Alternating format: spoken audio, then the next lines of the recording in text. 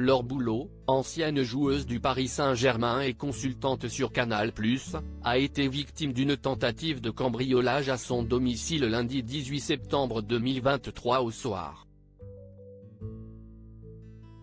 3 hommes d'une vingtaine d'années ont depuis été interpellés.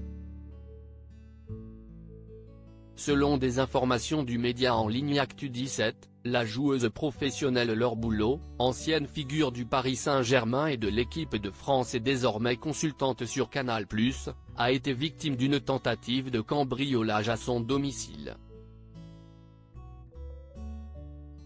Dans le soirée du lundi 18 septembre 2023, 3 hommes âgés de 21, 22 et 25 ans auraient tenté d'accéder à son appartement.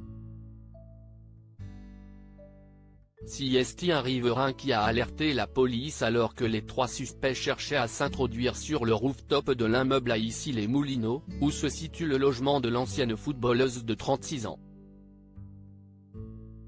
Une équipe de la brigade anticriminalité, BAC, de la commune s'est rapidement rendue sur les lieux ainsi qu'une seconde de la BAC départementale de nuit, BAC 92 Newton.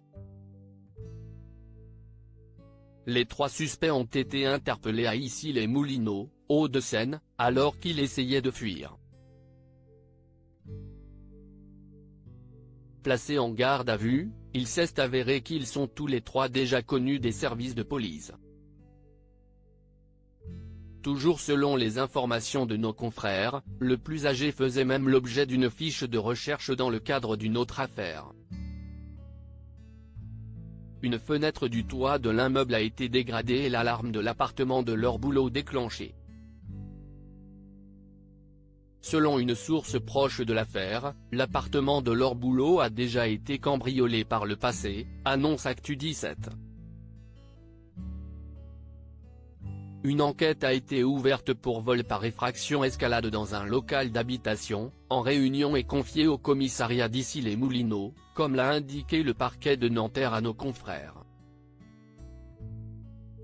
Une autre figure du PSG cambriolée en juillet dernier, une autre figure du Paris Saint-Germain avait, quant à elle, été victime d'un cambriolage.